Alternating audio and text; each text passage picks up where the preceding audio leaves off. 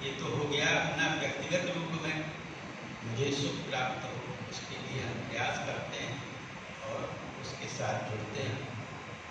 लेकिन जब हम ऐसे महापुरुष के बारे में सुनते हैं और उनका दर्शन करते हैं जो पूरे विश्व के सुख के लिए संकल्पित हो, कैसे पूरा विश्व सुख शांति के साथ स्थित हो, यह जो है जब संकल्प किसी महापुरुष का होता है तो वह मन से ऊपर आगे बढ़ते महामना हो जाता है। ऐसे हमारे परम पूज्य महाराज महामना शब्द के द्वारा जो है स्मरण करते हैं और स्वयं को उनका जो व्यक्तित्व है उसके साथ जुड़ने का प्रयास करते हैं। जब महामना का यह क्रम हुआ तो स्वाभाविक है, महामना जी ने काशी हिंदू विश्वविद्यालय की ही स्थापना की थी कि यहाँ जो भी छात्र आए, अध्यापक हों और सभी सदस्यगण हैं, अधिकारी कर्मचारीगण हैं, सभी पूर्ण रूप से उनका व्यक्तित्व विकास हो। देखिए, व्यक्तित्व विकास तो सभी जानते हैं, पर्सनालिटी डेवलपमेंट आदि भाषा का क्रम है। व्यक्तित्व विकास हमारा प्राचीन वेदों का सिद्धांत रहा है और वह व्यक्तित्व विकास हमें पूर्ण मानव बनाता है। तो पूर्ण मानव जब हम बनते हैं तो हम स्वयं के साथ पूरे विश्व को उस सुख शांति समृद्धिमय भावना से, विचार से और व्यवहार से जोड़ते हैं। केवल मन में भावना मात्र नहीं, उसी तरह का विचार, उसी तरह का व्यवहार जब हम संकल्प के साथ लेकर अपने को अग्रसर करते हैं तो वह यह पूर्णता जो है वही तो उस परम तत्व का, परब्रह्म का सुख है, आनंद है। तो यह जो भाव है वह भाव हमें उस संकल्प की बात याद दिलाता है कि हमें उस क्रम के साथ जुड़ना है। सब लोग जानते हैं, बच्चों के लिए थोड़ा सा व्यक्तित्व विकास जो है तो ये जानना है हमें कि हमारा व्यक्तित्व क्या है। व्यक्तित्व में हम ये स्थूल शरीर तो देखते हैं, हमारा स्थूल शरीर है, लेकिन इस स्थूल शरीर के साथ साथ जो हमारा समग्र स्वरूप है, अंग प्रत्यंग है, तो 5 इत्यादि से हम देखते सुनते इत्यादि 5 कर्मेंद्रिय हैं, हाथ पैर आदि ये सब हैं, ये 10 इंद्रियां हो गई। शरीर है, 10 इंद्रियां हो गई। फिर जो व्यक्तित्व का सबसे महत्वपूर्ण पक्ष है वह है अंतःकरण। इनर ऑर्गन आंख भाषा में से कहते हैं। हमारा जो अंतःकरण है वो अंतःकरण क्या है? मन, बुद्धि, चित्त और अहंकार, ये 4 पक्ष जुड़कर अंतःकरण के स्वरूप को बनाते हैं। मन जो है वह इन जो हमारी इंद्रियां हैं इनके माध्यम से बाहर जो कुछ भी देखता है, तो मन का काम इतना ही है कि वह जो कुछ हम देख रहे हैं, सुन रहे हैं, उसको बुद्धि को वह दे देता है। मन का इतना ही काम है। लेकिन जब मन अनुशासित हो तब, और अगर मन स्वेच्छाचारी हो जाए तो वह जो हमारी इंद्रियां हैं, कर्मेंद्रिय, ज्ञानेंद्रिय, उनको प्रभावित करने लगता है और हम स्वेच्छाचारी रूप में फिर जो कुछ भी हम सोचते हैं कि ये अच्छा है उसे करने लगते हैं। तो स्वेच्छाचारिता मन के द्वारा होने लगती है। तो हमें मन को अनुशासित रखना है। अंतःकरण का पक्ष मन का कितना बड़ा महत्व है कि वह जो देखे यथावत हमें प्राप्त कराए, बुद्धि को दे। होता क्या है सामान्य रूप में, अगर हम सावधान नहीं हैं व्यक्तित्व विकास के क्रम में, तो मन जो देख रहा है उसमें अलग से कुछ देखने लगता है जो कि उसका स्वेच्छाचारी स्वरूप हो जाता है। मन भेज देता है बुद्धि को, यह चीज है। बुद्धि जो है अंतःकरण के पक्ष में बता रहा हूँ। दूसरा बुद्धि है। बुद्धि ये निश्चय करती है, निश्चयात्मक बुद्धि कि हमारे वह ग्राह्य योग्य है, ग्रहण योग्य है कि नहीं, ये बुद्धि निश्चय करती है। और करती है या अस्वीकार करती है। तीसरा पक्ष है चित्त। ये बड़ा ही महत्वपूर्ण है। चित्त जो है वह चेतना शक्ति, ईश्वर की शक्ति है, सच्चिदानंद रूप, उसमें वो चेतना शक्ति है। और स्मरण शक्ति, स्मरण शक्ति यानी हम क्या थे क्या हैं ये हमें जानना है। तो जैसे हम आते हैं पढ़ते हैं तो हमें शिक्षा, कोई हमें शिक्षा देता है तो हम समझते हैं, तो वेद पुराण उपनिषद आदि हमें यह शिक्षा देते हैं कि हमें क्या स्मरण करना है। जो पूर्व में हम वेद कहते हैं अमृतस्य पुत्राः, हम उस अमृत ईश्वर के पुत्र हैं, अंश हैं, तो हमें उससे जुड़ना है।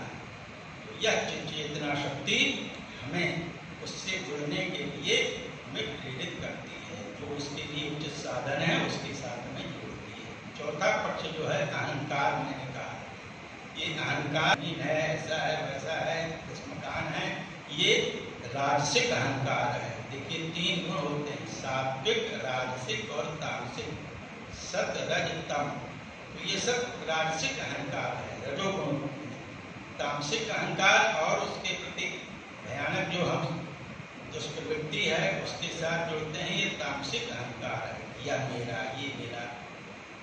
सात्विक अहंकार, सात्विक अहम भाव जो है वह ही यहाँ अहंकार परवाच्य है।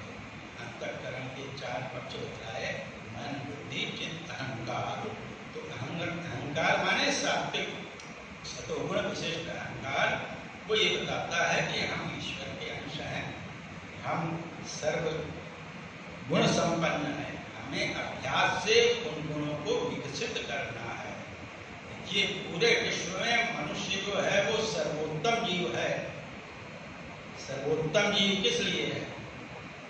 शारीरिक जो संरचना है, उस शारीरिक संरचना में जो पृष्ठ, जो रीढ़ की हड्डी है, वो एकदम ऊर्ध्व भाव में केवल मनुष्य में है। ध्यान दीजिएगा, केवल मनुष्य में जो हमारी पीठ की हड्डी है वह मेरु पृष्ठ कहते हैं, वो एकदम सीधी है। और किसी भी जितने भी जीव हैं उनमें सीधी नहीं है, ये ज्ञान है। ज्ञान विज्ञान सब वेद में है, वेद में अलग से कुछ विज्ञान की बात नहीं है। ये सृष्टि और जीवन का विज्ञान यही वेद का विज्ञान है। संक्षेप में मैं अपनी बात रखूंगा।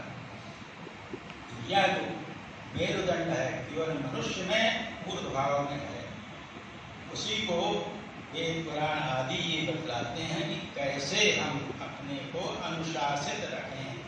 देखिए बाहर का जो अन्नमय भी मना बताया, जो कुछ भी हम स्वेच्छाचारी से भोजन करते हैं वह हमें शरीर को, इंद्रियों को, मन बुद्धि चित्त अहम को पुष्ट करता है कि हानि पहुंचा रहा है। तो आप सब बैठे हुए हैं, जो हम बिना विचारे भोजन का क्रम बनाते हैं, जो भी उपलब्ध है वो हमें स्वाद में तो अच्छा लगता है, लेकिन शरीर के लिए हमारे व्यक्तित्व विकास में वो सहायक है कि नहीं। यही भक्ष्य अभक्ष्य का वेदों में, पुराणों में, उपनिषदों में चर्चा की गई है। क्या भक्ष्य भक्षणीय है, क्या अभक्ष्य भक्षणीय नहीं है। उसका आधार एकमात्र है कि जिसमें वो जीवनी शक्ति है। सृष्टि में जितने भी पदार्थ हैं जब सब में जीवनी शक्ति कम है ज़्यादा है, तो जिसमें ज़्यादा जीवनी शक्ति उसी को भक्ष्य बताया। उसको खाने से हमारा व्यक्तित्व विकास होता है। शरीर को पुष्ट करना है तो हम दूध दही घी का सेवन करते हैं ना, तो अंतःकरण को पुष्ट करना है कि आगे बढ़ता है तो संपूर्ण व्यक्तित्व विकास का क्रम बनता है। महामना जी ने काशी हिंदू विश्वविद्यालय की स्थापना की, उसका एकमात्र उद्देश्य था और वह हमेशा बना रहे कि संपूर्ण व्यक्तित्व विकास यहाँ के लोगों का हो। संपूर्ण व्यक्तित्व विकास का यह महत्वपूर्ण पक्ष है। एक और महत्वपूर्ण पक्ष मैं संपूर्ण व्यक्तित्व विकास के बारे में करना चाहूँगा। शब्द पर मारामारी हो रही है, लेकिन धर्म शब्द का वेदों में, उपनिषदों में बड़ा ही सरल और स्पष्ट स्वरूप दिया है। धर्म यानी धारणा धर्म, हम जिससे धारण करें जीवनी शक्ति को, किससे हम धारण करते हैं, जो कुछ भी उस जीवन जीवनी शक्ति को बढ़ाने वाली है उसको हम धारण करते हैं, लेते हैं, तो वही है धर्म। धर्म का सबसे सरल स्वरूप है सत्य भाव। ये तुम्हें आया है, सत्यम वही धर्म, धर्मो वही सत्यम, जो सत्य भाव है। अब सत्य भाव क्या है? तो जिसका जो कर्तव्य रूप कर्म, पाठी जी ने भी कर्तव्य रूप कर्म की बात की, पूरा गीता का जो स्वरूप है वो कर्तव्य रूप कर्म को ही प्रतिपादित कर रहा है। जिसका जो कर्तव्य रूप कर्म है उसको मनसा वाचा करना, मन से, वाणी से, कर्म से अगर वो संपन्न कर रहा है तो वो धर्म कर रहा है, वह धर्म कर रहा है, धर्म का आचरण कर रहा है। ये कर्तव्य रूप कर्म जो है, मन वाणी से कर्म से जब हम करते हैं तो हमें एक शक्ति आती है, एक अदृश्य शक्ति हमें आती है। ये उसका सबसे वही जीवनी शक्ति हमें प्राप्त होती है। देखिए, कोई भी छात्रों के लिए अध्ययन कर रहे हैं, कोई चीज को याद करना है, समझना है, जब अच्छी तरह से मनोयोग से उसको जब समझ लेते हैं तो एक सेटिस्फेक्शन होता है ना, संतोष। मैंने समझ लिया। वो जो संतोष है खाली सुख नहीं है, वो उस जीवनी शक्ति को बढ़ाने वाला है। वह संतोष हमें कैसे मिले, तो उसके लिए कोई हमें ऐसा अलग से नहीं करना। जो जिसका कर्तव्य रूप कर्म है बिल्कुल मनोयोग से करे, मन से, वाणी से और कर्म से, क्रिया से, तो वह धर्म है।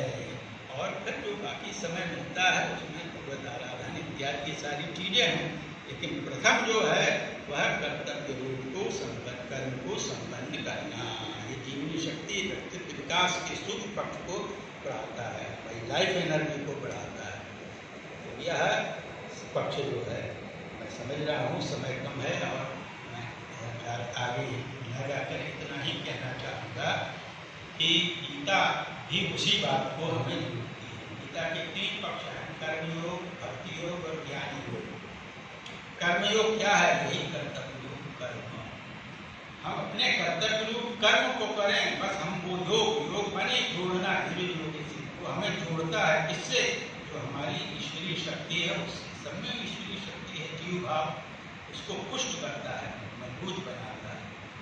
तो कर्मयोग के बाद भक्ति योग। जब हम अपने कर्तव्य रूप कर्म को करते रहते हैं तो हम उससे जुड़ने लगते हैं। भक्ति शब्द का अर्थ है भज सेवायाम, भजते अनेने की भक्ता। हम उस ईश्वरीय अंश से, ईश्वर की शक्ति से जुड़ जाएं, ईश्वर से जुड़ जाएं, यही भक्त का स्वरूप है और यही भक्ति है। तो वह जब हमें स्वीकार करते हैं, हम तो देखिए भक्ति और भक्ति का महत्वपूर्ण पक्ष है, हम जो है कर रहे हैं उसकी सेवा अपने मन से, लेकिन वो इसे स्वीकार कर रहा है कि नहीं, उसके अनुकूल हो रहा है कि नहीं, जिसकी हम सेवा कर रहे हैं वो उसके लिए अनुकूल हो रहा है कि नहीं, ये विचार करके सेवा करना। तो जब उसके अनुकूल होने लगता है तो वो स्वीकार कर लेता है, हाँ ये मेरा है। वही भक्ति योग है, हम जुड़ जाते हैं उससे, और उससे जब हम जुड़ जाते हैं तो अनेक जो है असंख्य जीव भाव में उस ईश्वरीय शक्ति, ईश्वर जो है अंश रूप में सब में है, धीरे धीरे वह उस परम तत्व से पूर्ण शक्ति से जुड़ जाता है। वही ज्ञान योग है।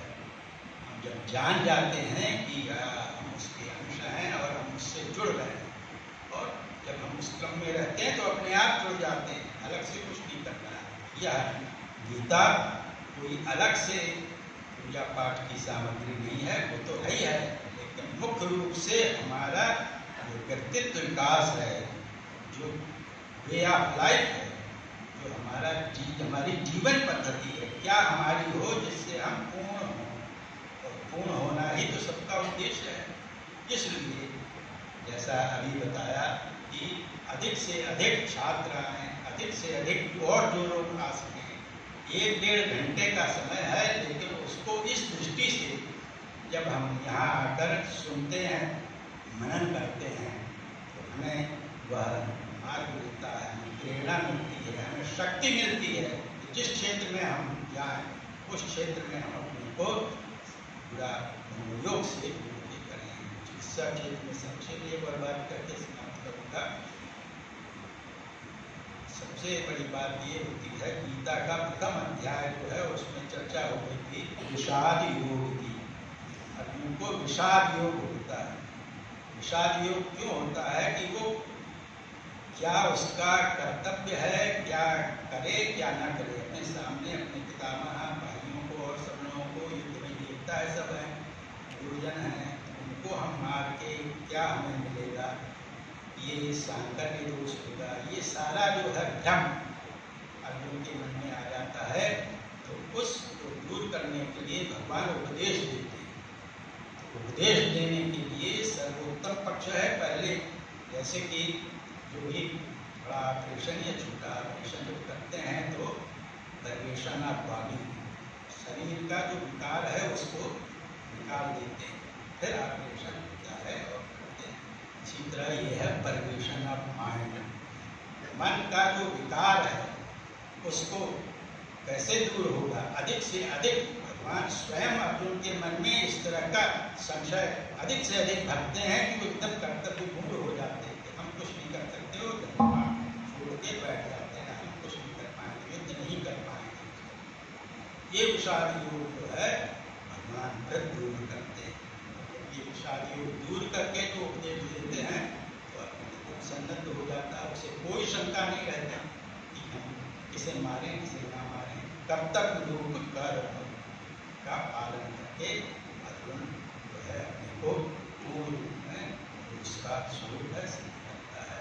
इसलिए हमें अधिक से अधिक संख्या में यहाँ आकर गीता प्रवचन से लाभान्वित होना चाहिए और महामना जी के प्रति हमें उपकृत होना चाहिए कि उन्होंने हमें एक ऐसा अवसर प्रदान किया है काशी हिंदू विश्वविद्यालय में सभी के लिए कि हम उस विधा से जुड़े जो हमारे व्यक्तित्व विकास को आगे ले जाती है, पूर्णता प्रदान करती है।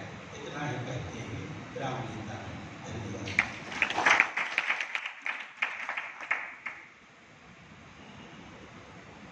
बहुत ही प्रणाम के साथ गुरुदेव ने आज के इस उद्घाटन सत्र में अपने विचार को रखा और वास्तव में आज का जो संपूर्ण गीता के संदर्भ में जो गुरुदेव का उद्बोधन था वह विशेष रूप से विद्यार्थियों पर केंद्रित था। हमने यह हमेशा अनुभव किया कि गुरुदेव जब भी बोलते हैं तो उनके केंद्र में विद्यार्थी रहते हैं और हम सब यहाँ विद्यार्थी हैं, हम सब यहाँ पढ़ने आए हुए हैं। यह गीता की क्लास है और इतनी अच्छी बातें कि महामना की इच्छा थी कि व्यक्तित्व का विकास हो और व्यक्तित्व के विकास के बाह्य और आंतरिक जो पक्ष हैं, किस तरह से हम उनको समझें, उनका मनन करें और उसमें कहीं से भी कोई विकार हो तो उसका समाधान कैसे करें।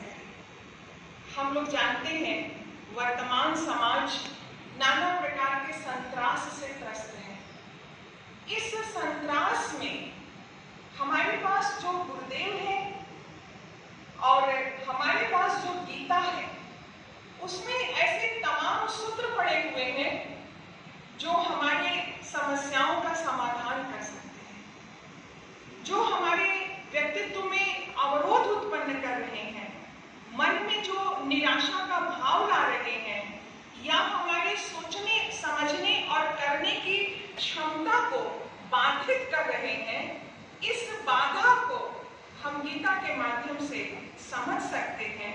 अपने अंतस और बाह्य जो प्रेरणा गुरुदेव ने दी हमको, सत रज तम हृदय बुद्धि मन, सबके पास ज्ञान का खजाना है, सागर है। उसमें से थोड़ा सा, बहुत कम समय रहता है हम लोग के पास, थोड़ा सा निकाल कर विद्यार्थियों को वो देते हैं।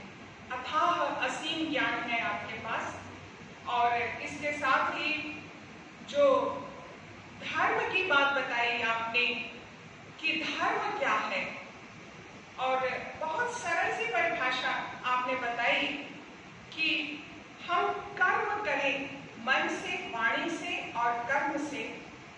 जो सही कर्म है उस कर्म को करें, उस कर्म को करने से ही हमको प्रेरणा मिलती है। और उसके आगे उन्होंने बहुत सारी बातें बताई और यह भी बताया कि वे ऑफ लाइफ, हमारी जीवन पद्धति क्या है, हमारी लाइफ स्टाइल कैसी होनी चाहिए। कृष्ण जैसा व्यक्तित्व, कृष्ण के बारे में पढ़ते सुनते कृष्ण को भी जाना नहीं जा सकता है, सिर्फ अनुभव किया जा सकता है। इतना महान चरित्र, गीता का गान करने वाला, जिसकी क्लास जो है युद्ध भूमि में चलती है और उसका विद्यार्थी है अर्जुन। कक्षाएं तो कहीं भी लग सकती हैं, यह कितनी बड़ी प्रेरणा है। और आज की इस कक्षा में जो हमारी कक्षा चल रही है, आपने बताया कि मन के विकार को कैसे दूर करें। और इस दृष्टि से जो विशेष रूप से यहाँ के विश्वविद्यालय के विद्यार्थियों के चरित्र निर्माण के लिए इस कार्यक्रम का आयोजन किया गया है। और आपने बहुत सारी बातें हमें यहाँ पर प्रेषित किया गुरुदेव, हमने इसे अनुभव किया और अपनी संपन्नता की अनुभूति हम कर रहे हैं। हमारे बीच में आए हुए हैं डॉक्टर पवन कुमार शास्त्री जी। आपकी जो रुचि है वह संस्कृत और गीता के प्रति है। आप एक भाव रखते हैं। कई बार मालवीय भवन में इसी जगह पर आपका गीता पर प्रवचन और व्याख्यान भी हुआ है। निरंतर गीता पर कार्य करते हैं। संस्कृत के बारे में, उसके उत्थान के बारे में, जन जीवन के बीच में संस्कृत का क्या स्वरूप होना चाहिए, गीता का क्या स्वरूप होना चाहिए, आप निरंतर इसकी चर्चा करते रहते हैं। आपने ही महती कृपा करी। साथ में हमारे सचिव डॉक्टर उपेंद्र कुमार त्रिपाठी जी और हमारे उपाध्यक्ष जी भी हैं, प्रोफेसर रुद्र प्रकाश मलिक जी।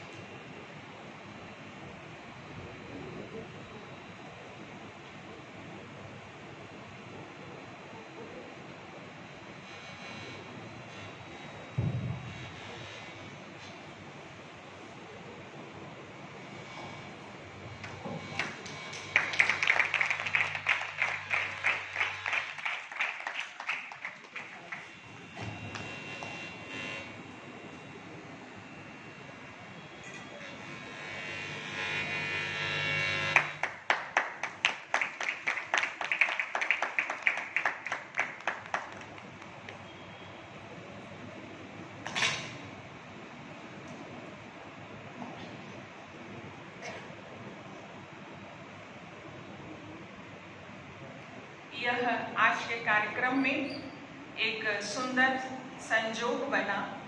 पुस्तक का लोकार्पण हुआ और हम अपनी अंतिम कड़ी में पहुंच चुके हैं।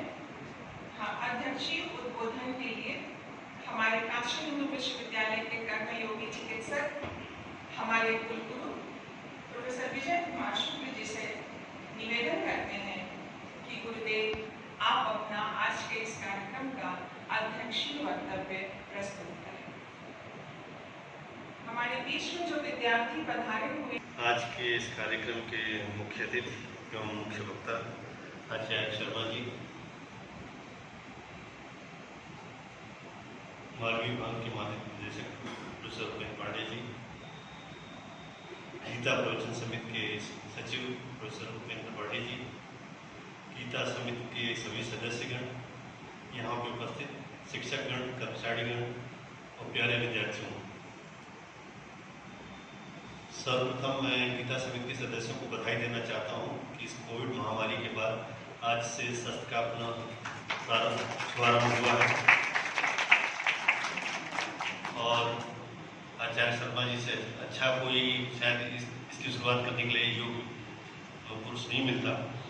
और जैसा कि सभी ने कहा, आचार्य जी ने भी कहा, त्रिपाठी जी ने भी कहा, सुमन जी ने भी कहा, और सुमन जी ने तो हमारा काम आसान कर दिया कि उन्होंने समझा। मालवीय जी ने इस विश्वविद्यालय की स्थापना इसीलिए की। उनका जो मुख्य उद्देश्य था कि जब तक शिक्षा नहीं होगी तो देश को आज़ादी नहीं मिल सकती। तो इस विश्वविद्यालय को समर्पित करने का था। उनका ये उद्देश्य कभी नहीं था कि यहाँ से पढ़ के निकलने वाले छात्र जो हों वो डॉक्टर, इंजीनियर, वकील, व्यापारी या उच्च पद वाले ऐसे कुछ हों, उनका बस ये था कि यहाँ से ऐसा निर्माण किया जाए छात्रों का कि वो आगे चल के राष्ट्र हित के बारे में सोचे, उसके बाद अगर समय मिलता है तो समाज के बारे में सोचे, फिर अपने परिवार और अपने बारे में सोचे। तो ये उनकी परिकल्पना थी और हमको लगता है कि हम कहीं न कहीं वहाँ से भटक चुके हैं।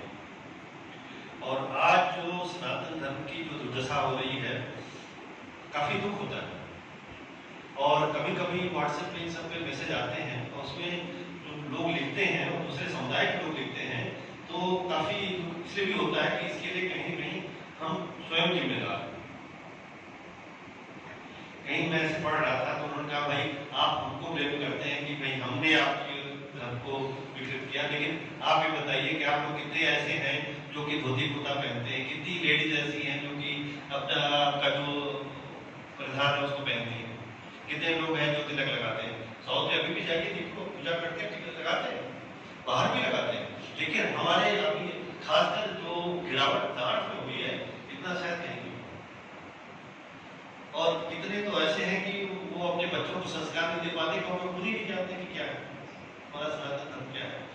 मैं कहीं देख रहा था तो 1902 में एनी बेसेंट जी ने एक, और शायद भगवान दास जी का था, उन्होंने सनातन धर्म पे एक किताब लिखी थी, तो काशी हिंदू विश्वविद्यालय में बनारस से प्रकाशित हुई थी, यहाँ नहीं मिलती, वो कैलिफोर्निया की लाइब्रेरी से मिली।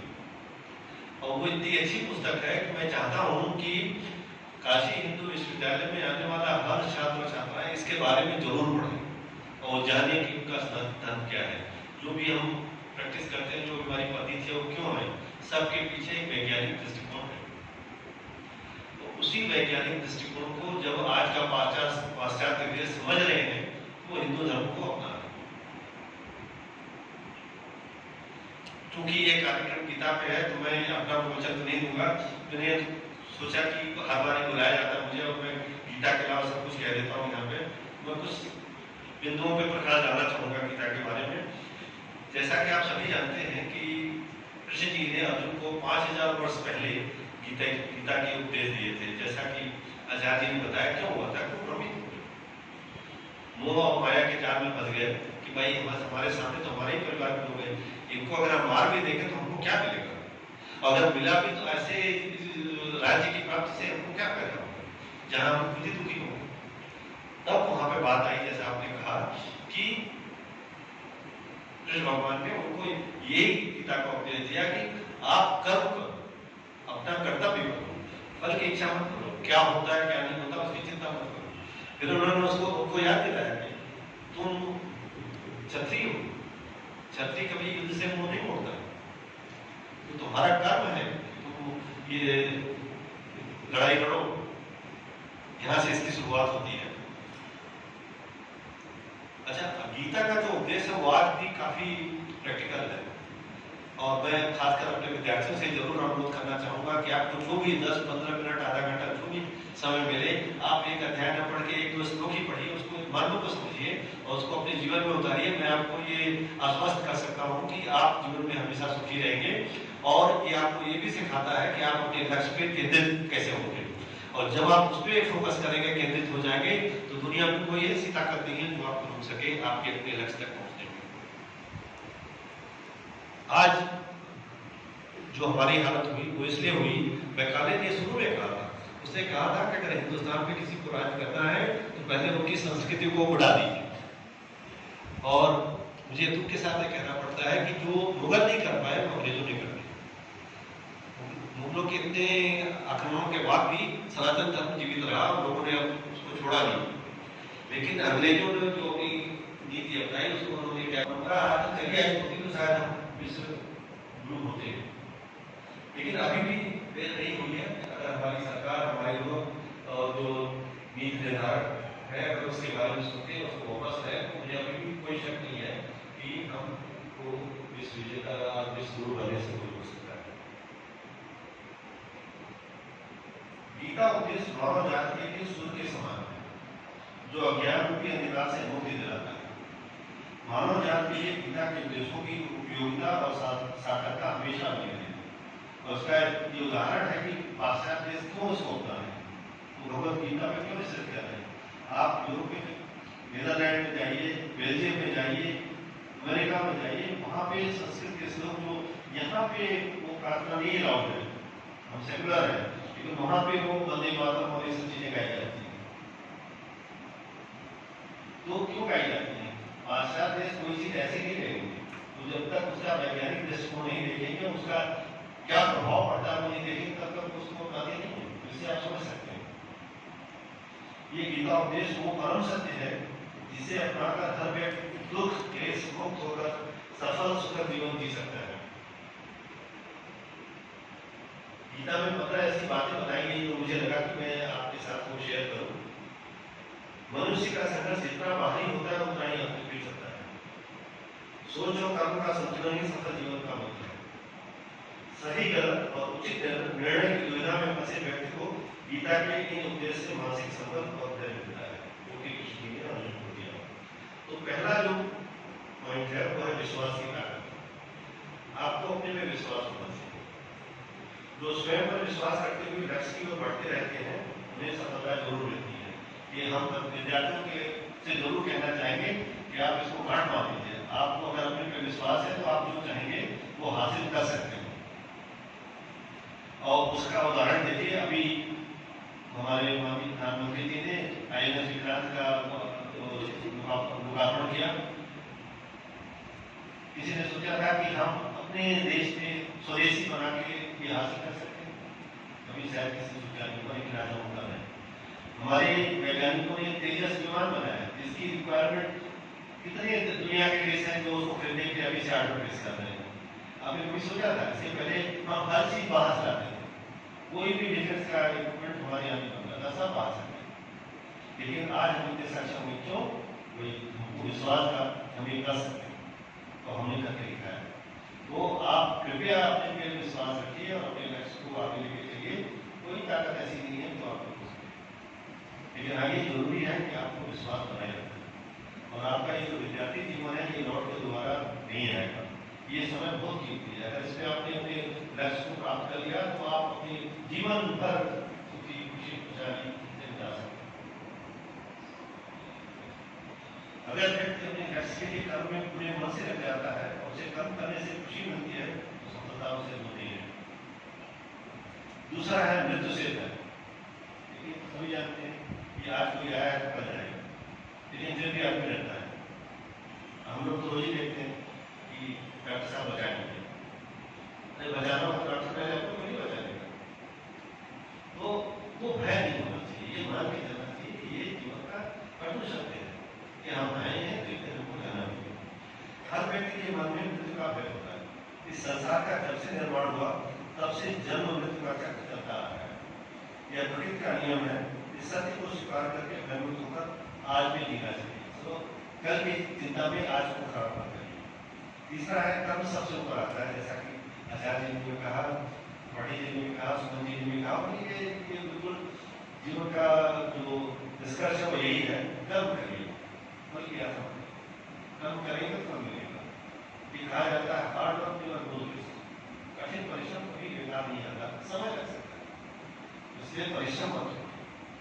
श्री कृष्ण अर्जुन से कहते हैं व्यक्ति कर्म करने के लिए ही पैदा हुआ है और बिना कर्म के लिए किए कोई नहीं रह सकता। फल की चिंता करना व्यर्थ है, क्योंकि इससे मनुष्य का मन काम से भटकने लगता है। किसी कर्म से सफलता नहीं मिलती तो क्या हुआ? सफलता भी ज्ञान के द्वारा ही होती है। चौथा, हमेशा स्वार्थी होना गलत है। आज की दुनिया में अगर आप देखें तो हर आदमी सेल्फ सेंटर्ड है, सेल्फिश है, वो अपना भला देखता है, दूसरे के साथ क्या हो रहा है नहीं देखता। आप देखिए सड़क पे देखिए, आप देख रहे हैं किसी के साथ कोई दूसरा गलत कर रहा है कि हम चले जाते हैं कि हम इस फैसले में तोड़ रहे हैं। लेकिन ये एक तरह का स्वार्थ है। जो व्यक्ति हमेशा स्वार्थ प्रेरित होकर फल की चिंता करते हुए कर्म करते हैं और सिर्फ फल ही उन्हें कर्म करने का प्रेरित करता है, ऐसे लोग दुखी और बेचैन हैं, क्योंकि उनका दिमाग हमेशा इसी विषय में फंसा रहता है उन्हें क्या फल मिलेगा। स्वार्थी व्यक्ति सुखी नहीं है। पांचवा है क्रोध से सफल होना। क्रोध करेंगे तो बीमारी आएगी। यही क्रोध में अगर आपने कोई फैसला किया, कोई मान लीजिए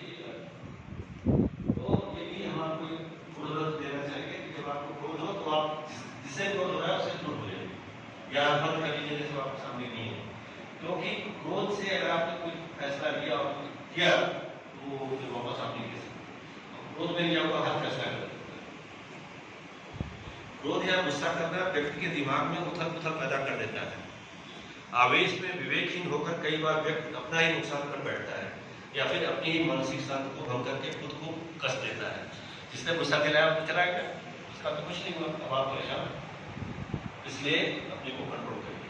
जो इंद्रियों के कंट्रोल की बात आचार्य जी ने की, मन पर कंट्रोल जरूरी है। क्योंकि याद आता है कि सब जब 5 सवाल पूछे गए थे कृष्ण से, तो यक्ष ने पूछा था कि सबसे तेज गति चलने वाला क्या है। उन्होंने कहा था मन है। ये मन बहुत ही चंचल है। मन का स्वभाव है कि आसानी से भटक जाता है। अगर जीवन को सफलता की दिशा में ले जाना है तो मन को काबू करना बहुत ही जरूरी है। अगर मन को वश में नहीं करोगे तो ये आपका सबसे बड़ा शत्रु बन जाएगा। 7वां है भगवानों में कोई छोटा बड़ा नहीं होता। लोगों को ये धारणा है ना कि भाई हनुमान जी बड़े हैं, कि दुर्गा जी बड़ी हैं, कि शंकर जी बड़े हैं, कि भगवान राम बड़े हैं या कृष्ण जी बड़े हैं, या अल्लाह बड़ा है या जीसस बड़ा है, सब बराबर है। और इसका सीधा देखिए उदाहरण अगर आप देखिए, सारी नदियां जाके सागर में मिलती हैं तो सब परमात्मा तो एक ही है। आप उसको जिस रूप में पूछिए। इस संसार में ईश्वर कई रूपों में जाना जाता है, इनमें से कोई भी रूप बड़ा छोटा नहीं है। परमात्मा का हर रूप समान है। जैसा कि मैंने कहा कि हर नदी अंत में सागर में जाकर मिलती है, वैसे ही हर धर्म मत और संप्रदाय की धाराएं परमात्मा रूपी समुद्र में समा जाती है। जो सबसे इंपॉर्टेंट है वो कर्तव्य पालन। भगवान श्री कृष्ण उपदेश देते हैं कि हर व्यक्ति को अपने कर्तव्य का पालन करना चाहिए, यही धर्म है। आपने भी कहा क्या धर्म की जो व्याख्या की, तो आप अपना कर्तव्य करिए, आपका यही धर्म है। अपने कर्म और कर्तव्य का पालन ही जीवन का सही मार्ग है, क्योंकि कर्म करना कर्मण्यता से हमेशा बेहतर है। कर्तव्य में दोष देकर पीछे न हटे, क्योंकि हर कर्म में कोई न कोई छोटा बड़ा दोष हो सकता है। जैसे अग्नि के साथ हुआ भी होता है, तो ये इससे आप नहीं डरें, लेकिन कर्म करें, समय करें। 9वां पॉइंट है ध्यान करने से परमात्मा को अनुभव किया जाता है। ये भी बिल्कुल सच है। हमारे साधु महात्मा, आजकल हम रिसर्च की बात करते हैं कि हमको शोध करना है, उसके लिए लैब्स बनी है, और वह हमारे ऋषियों ने कितने शोध किए। वो कहाँ शोध किए हैं? जंगल में किए, जहाँ कुछ नहीं था, बिजली नहीं, खाने का नहीं, कुछ नहीं। और तब उस वक्त विमान बना था। तब ऐसे बाण बनाए गए थे जो लगे तो आदमी उड़ नहीं सकता था।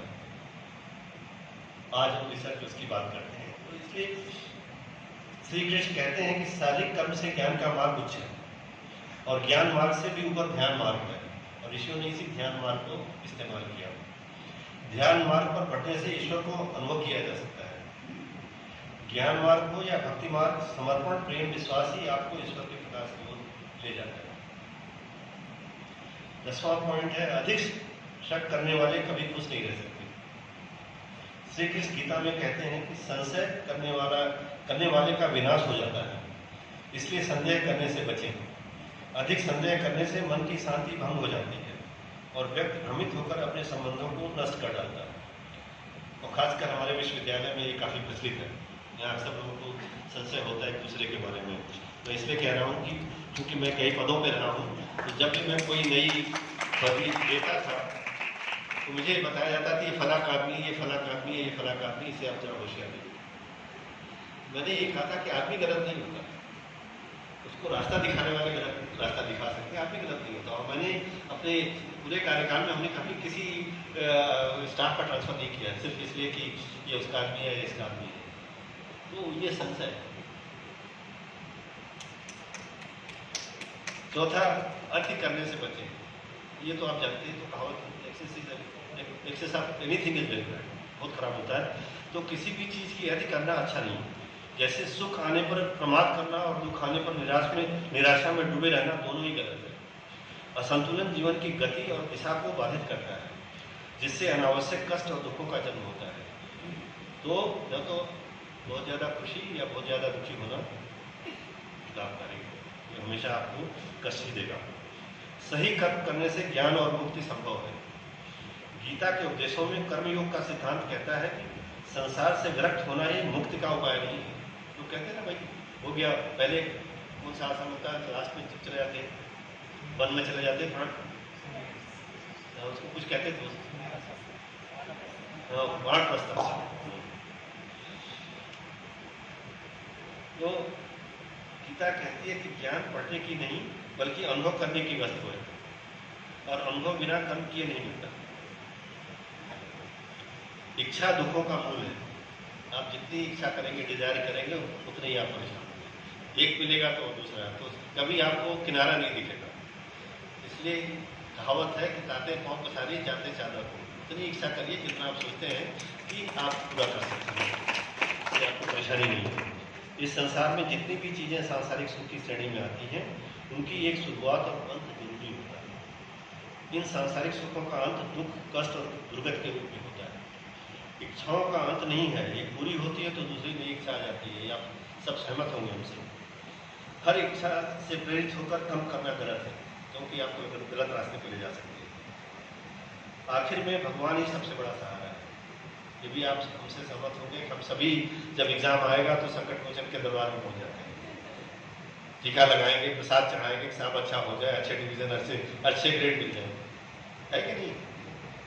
वही है, परम पिता ही एकमात्र हमारे आधार है और अपने हैं। इस संसार में कोई भी अकेला नहीं है। ईश्वर में विश्वास रखते हुए जो मनुष्य कर्म पथ पर बढ़ता जाता है, वो सदा शांति, सुख और मुक्ति पाता है। भूत और भविष्य की चिंता करना व्यर्थ है। वर्तमान ही सत्य है। जो भी पूर्ण समर्पण से ईश्वर की शरण में आता है, परमात्मा उसका कल्याण अवश्य करते हैं। तो आप सभी ईश्वर के शरण में जाइए। आप अपनी इच्छाओं को कंट्रोल करिए, कर्म करिए, कर्तव्य करिए, ईमानदारी से लगिए, और जैसा मैंने कहा, राष्ट्र हित की सोचिए। ये सब करेंगे तो कोई ऐसी ताकत नहीं है जो आपको आपके कर्म से विचलित कर सके और आपके लक्ष्य से आपको दूर रख सके। धन्यवाद। अपने कुलगुरु जी को सुना और 15 मंत्र हमारे विद्यार्थियों को आपने दिया, हम लोगों को भी दिया, और आपने बताया भी यह मंत्र मात्र लिखित या वाचिक नहीं है। इसका अनुभव काशी हिंदू विश्वविद्यालय में रहने वालों को है। गुरु जी की जिस तरह की कार्यशैली है, कार्य प्रणाली है, और जिस तरह की भाव रखते हैं, वह शास्त्र से और कर्म से उनके मन में आया है। ये ऐसे ही लिखित नहीं है। और मन में ये जिज्ञासा भी होती है कि आप चिकित्सक के रूप में इतना व्यस्त रहते हैं, प्रशासनिक रूप से इतना व्यस्त रहते हैं, गुरुजी आप पढ़ते कब हैं और लिख भी कब लेते हैं?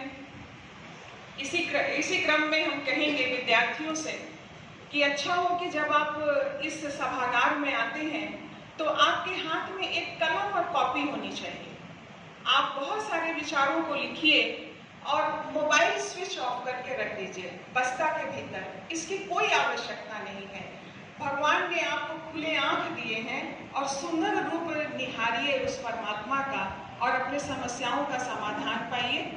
और हम बहुत ही प्रणाम करते हैं कि आपने इतना बड़ा और इतना सारगर्भित जो गीता का पूरा निचोड़ है आपने हमारे सामने गुरुदेव आपने प्रदान किया। हम आमंत्रित करते हैं धन्यवाद ज्ञापन के लिए प्रोफेसर शर्मिंदु कुमार तिवारी जी। आप संस्कृत विभाग में प्रोफेसर हैं और गीता समिति के संयुक्त सचिव हैं। प्रोफेसर शर्मिंदु कुमार तिवारी जी।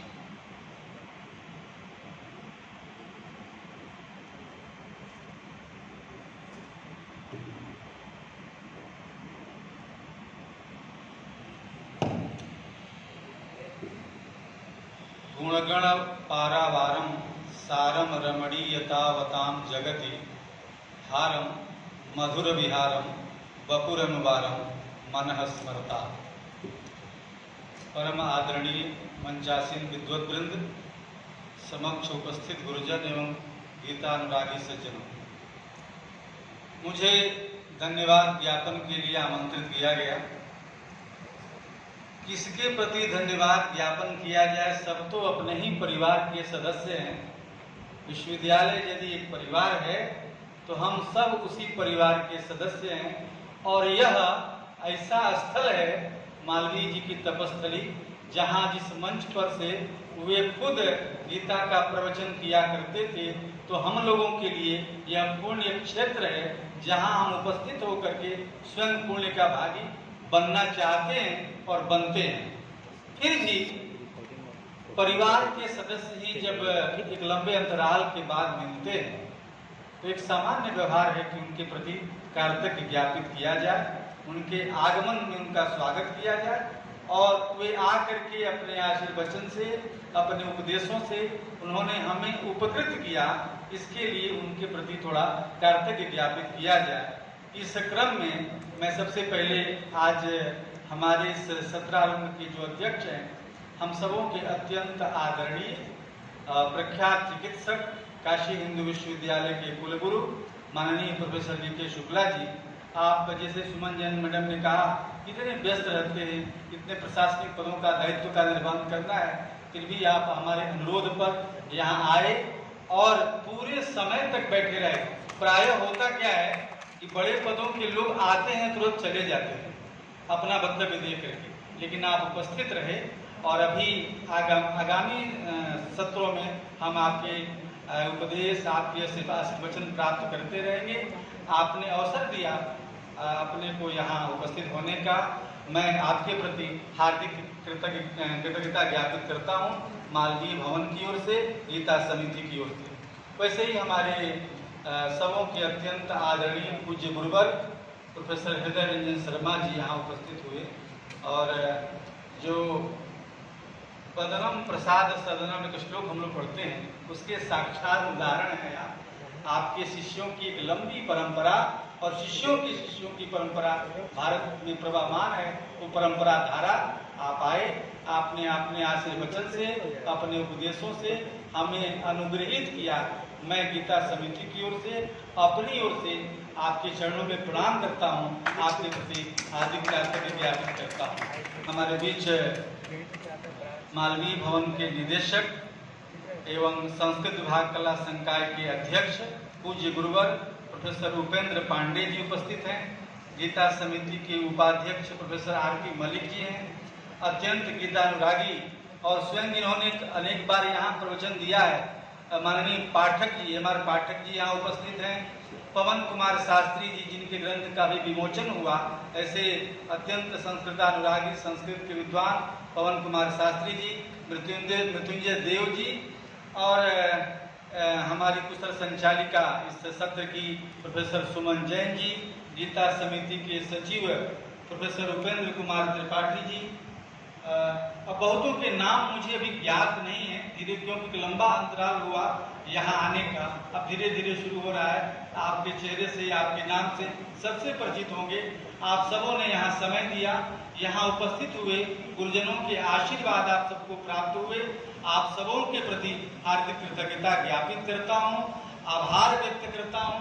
मैं जोशी जी जो मालवीय भवन के समस्त कार्यों को देखते हैं और जब हम लोग आते हैं तो सब कुछ व्यवस्थित मिलता है, ऐसे अनुजवर जोशी जी के प्रति भी धन्यवाद ज्ञापित करता हूँ। और इस कार्यक्रम में जिस किसी का ज्ञात रूप में सहयोग प्राप्त हुआ, उन सबों के प्रति हार्दिक कृतज्ञता ज्ञापित करता हुआ और आगामी रविवार को महात्मा गांधी काशी विद्यापीठ के पूर्व संस्कृत विभाग के अध्यक्ष, वेद के प्रकांड विद्वान प्रोफेसर राममूर्ति चतुर्वेदी जी का प्रवचन है। आप सबों से अनुरोध है कि आप अपने इष्ट मित्रों के साथ यहाँ उपस्थित हों, गीता के प्रवचन का लाभ लें, उसको अपने जीवन में उतारने का प्रयास करें, क्योंकि अभी बहुत चर्चा हुई। अभी हम लोग बहुत बड़ी महामारी से निकल करके यहाँ आए हैं, तो अपने जीवन में उतारे। माननीय अध्यक्ष महोदय ने भी कहा, गीता के संपूर्ण सार को पॉइंट वाइज बिंदुवार आपके सामने उपस्थापित कर दिया। आवश्यकता है उसको जीवन में उतारने की, और वो तभी होगा करत करत अभ्यास से जड़मत योग सुजान। जो हमेशा हम सुनते रहेंगे, जब कान में शब्द पढ़ते रहेंगे तो शायद एक समय आएगा कि भीतर एक आमूलचूल परिवर्तन होगा। और उसी परिवर्तन की अपेक्षा में आप सबों को आगामी रविवार को पुनः आमंत्रित करता हुआ और जो यहाँ उपस्थित हैं सबके प्रति हार्दिक कृतज्ञता ज्ञापित करता हुआ अपनी वाणी को विराम देता हूँ। और इसके बाद मैं पद गायन के लिए संगीत एवं मंच कला संकाय से जो मिश्र जी हैं, करण मिश्र और पाठक, आप दोनों का आमंत्रित करता हूँ पद गायन के लिए।